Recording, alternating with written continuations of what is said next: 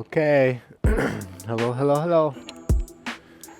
I'm back for another ride. I got a flat. Absolute bummer. I caught a glass shard probably somewhere down there in the valleys. Dang. I already switched the tube out. But I think I have a slow leak even on my spare. Big bummer.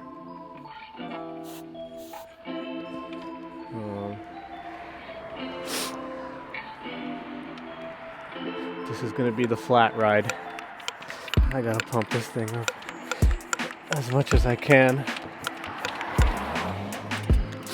And then I guess I'll just go back down the mountain. I don't know, I might go back up. Let's see how this thing feels. I mean, you can only pump so much. Here, stay. You can only pump so much into the tire with these little pumps.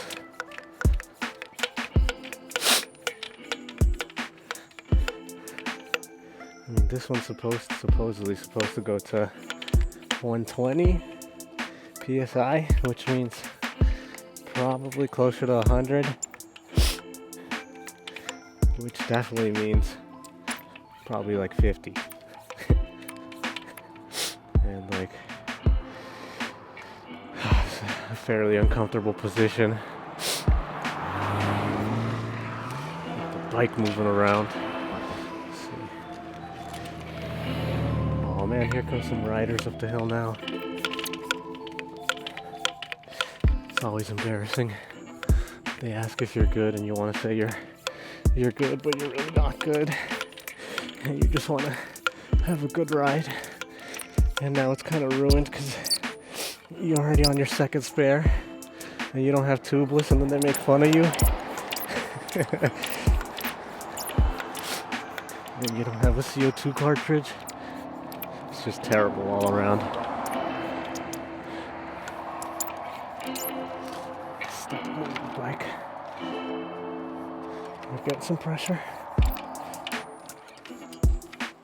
Get some pressure. Hey, we're good, thank you.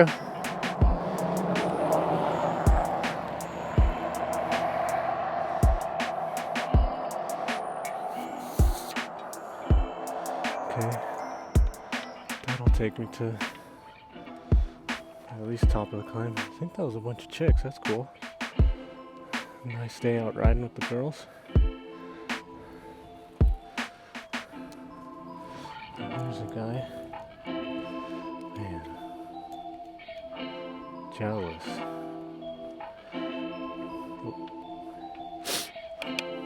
Yeah, I definitely have a slow leak. Dang it. It's alright.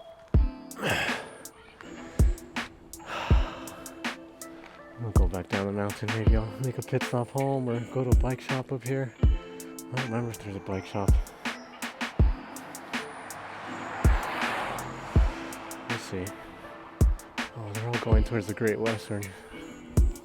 Dang. Bummer. Well, I've decided to err on the side of caution and just go back home. I might just make it a pit stop and get a new tube and pump my tires up. And maybe go out for another little bit of riding. I don't know, we'll see. We'll see how motivated I am once I get back.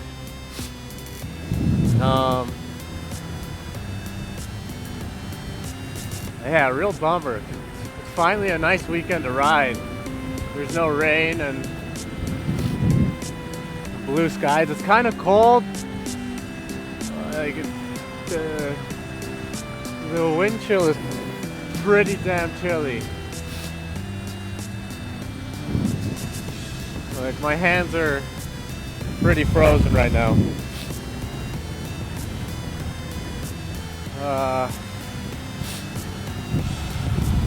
But yeah, damn, such a bummer. And it sucks. It's like a little tiny glass shard. You can't even see it. It just punctures your tire, and then it gets into your tube, and it's over. Sucks. I'm always being told that I should make my my tires tubeless. Go with the tubeless setup. I don't know why I'm just so stubborn about not doing it. It feels like a hassle. I don't really even know if it is.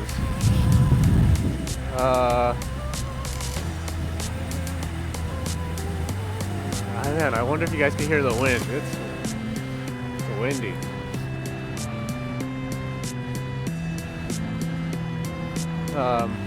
But yeah, tubeless. I don't know. Feels like a hassle, because like, what if you get like too big of a cut in your tire when you're out? And you're just completely gone. And I guess at that point you put in a tube, which you should carry anyways. And then it's just all messy. But also you're able to just ride through those small punctures like little thorns, little goat heads, and pieces, glass shards. So I guess it fixes that problem. I don't know, I should probably just man up and do it, honestly. Because it sucks. Now I'm like, I've only done 20K and on my way back home, man, it sucks. There's so many people out enjoying the sunshine and the cool weather. Bummer.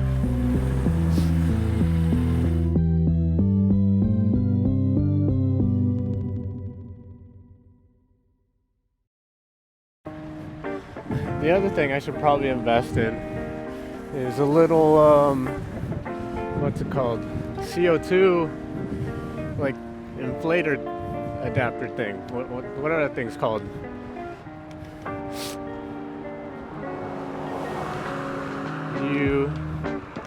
It's like this little, like, tiny, like, valve thing. And you thread in these little CO2 canisters. They're like these tiny little, like, pods, like metal pods. You thread them into this, like, valve, and then you put the valve to your tube valve, and then you just inflate it. Inflates super fast. It's a nice, quick a way to inflate your tires on the road to get them to higher pressure. Instead of using a little hand pump, because I mean the hand pump, you can't really pump that high. And I guess you could, depending on the capacity of your hand pump, but honestly, you got to be there for like 10 minutes to pump it to get like even close to something comfortable. All right. Because right now I for sure have a slow leak on my spare tube. I mean, it's one that already has a patch on it, so I got to repair that again.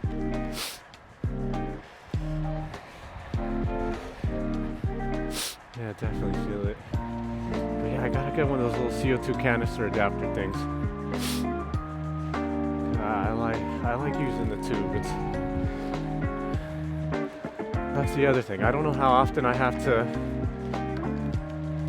I'd have to replace a tubeless tire. Is it the same as a regular clincher tire? Do they have the same mileage on them? Like, I don't know.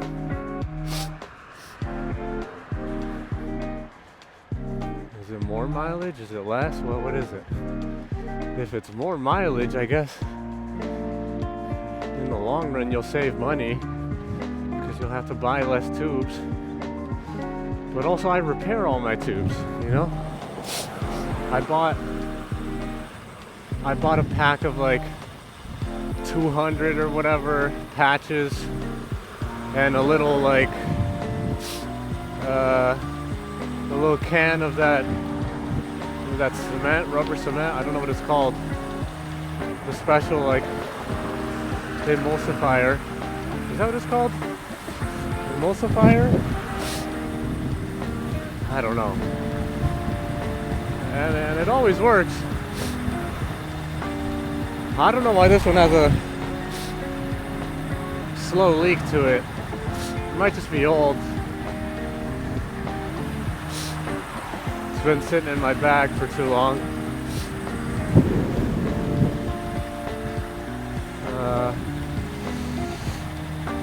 Yeah, more stuff to think about, I guess.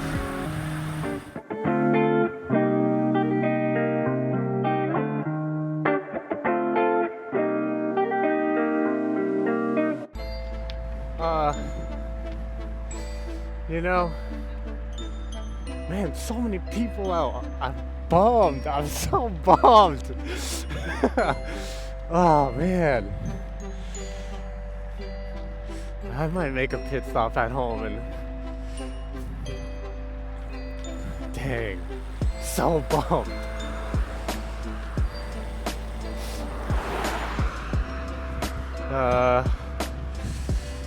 What was I gonna say? Oh yeah.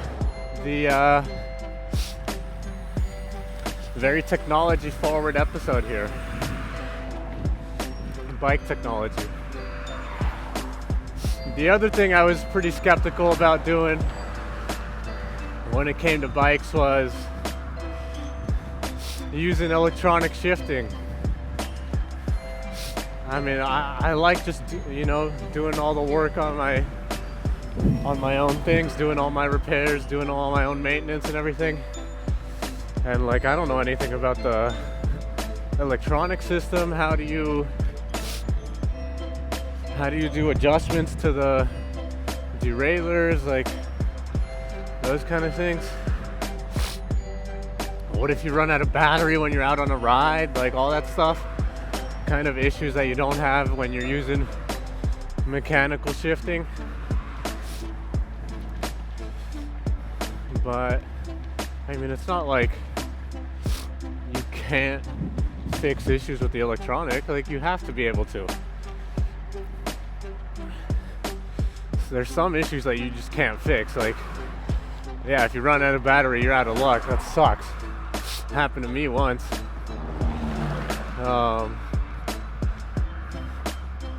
Yeah, am I recording? Yeah. What about on this thing? Yes, don't want any more technological issues. But yeah, I ran out of battery on my shifting once. I mean, I wasn't out on a training ride or anything. I was still in recovery. I was hurt. I'd hurt like something in my groin playing soccer. Pulled something, so I was on recovery, out riding with my family. So fairly easy ride. And I got stuck in the big gear and third ring from the backside. So it wasn't that bad. That's really the only major problem that you might encounter with like electronic shifting when you're outside. Otherwise, it's like the most smooth I've ever ridden a bike ever. Like with my mechanical shifting, there was always little issues, and I could just never get it to be perfectly tuned. Oh, a snake. Perfectly tuned. There'd always be some clicking in the gears and all that stuff, and that was a pain. But I mean, granted, also I didn't use the best quality stuff. Like, I'm pretty cheap. I'm a pretty cheap guy. Like, I don't want to pay like so much money to have just a smooth thing, but in the long run, I mean, it pays off, really.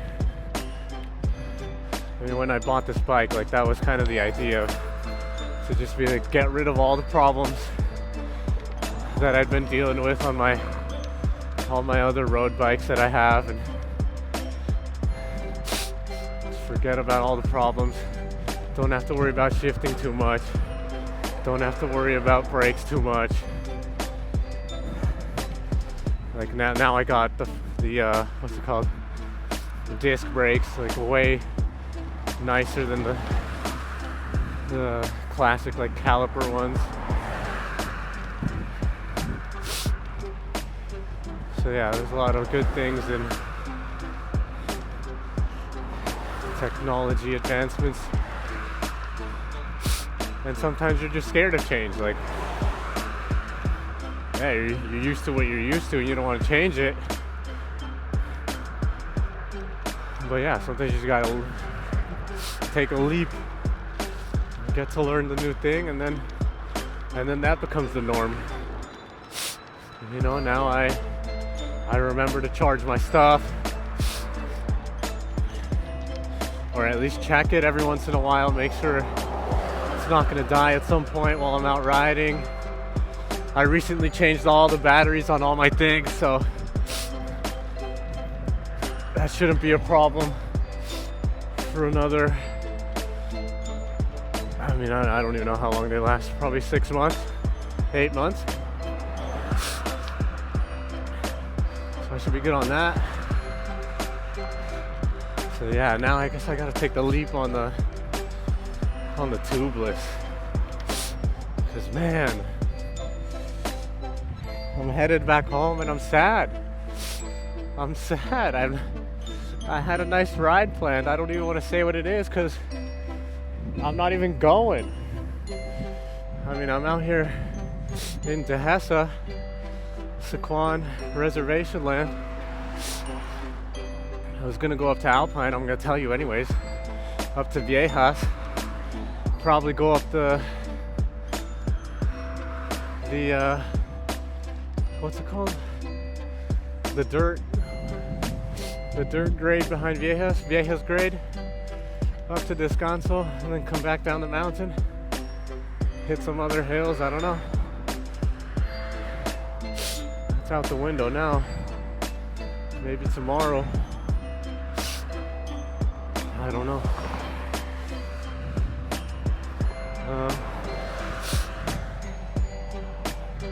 Yeah, I don't know if I have much else to say on that. That's what I think about that.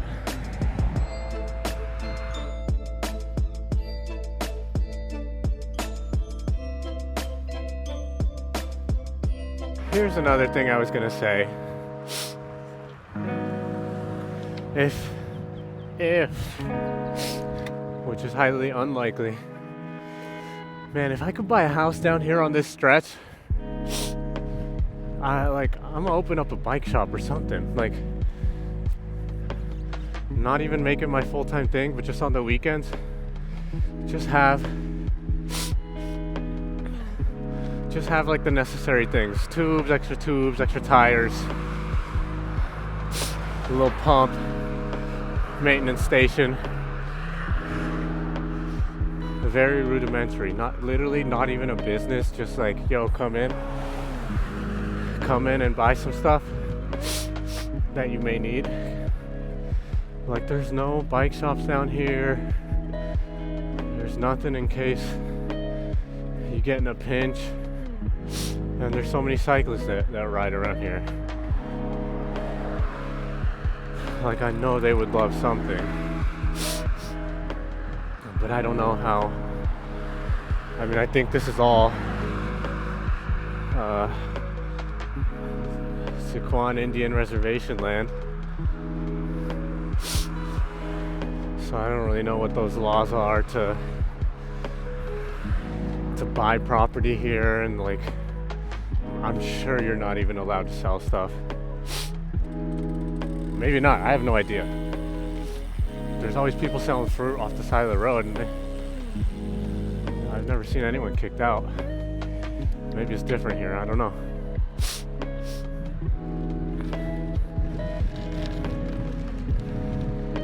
But yeah, that would be, I would do that on the weekends. A little bike shop, cafes type of thing. Come in, get your repairs, get your cafe, and cup your coffee, you know, in Dutch, because I'm learning. I'm starting to learn. I can say things. I can order stuff, I think. Like, may I please have a ham sandwich? Mag ik een broodje ham, alsjeblieft? Please? You know?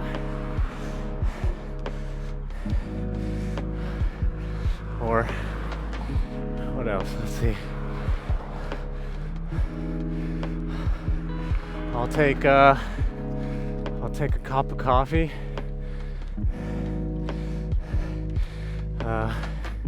Ik neem een kopje koffie, alsjeblieft, please, always. And then I know how to say pancakes, pannenkoek.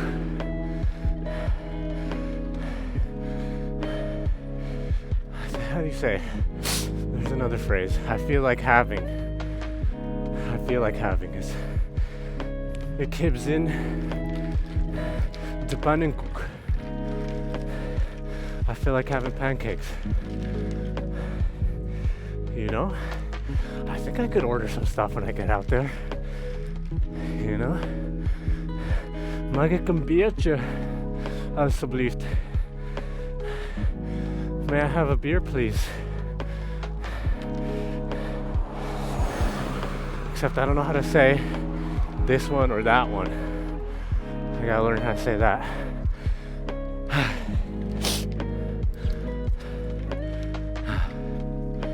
But I'm getting there. I think next time you guys see me, I'm gonna be in Belgium. I think so. What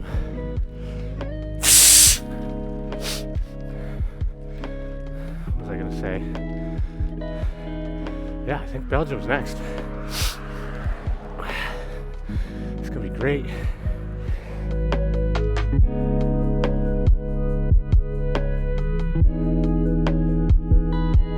Alright, well, I'm pretty flat. I might make a pit stop back home, I don't know. I'm still far ways out. So I have some time to make a decision. But I think that's good for today. You guys won't know if I went riding more or not. You may not, I don't know. We may never find out. But hopefully you enjoyed. We'll call that one the flat ride. Yeah, those things happen, you know. It's just part of cycling sometimes. Even though we're not racing, you know, even if we're just on a recreational ride for our own enjoyment, for our own health.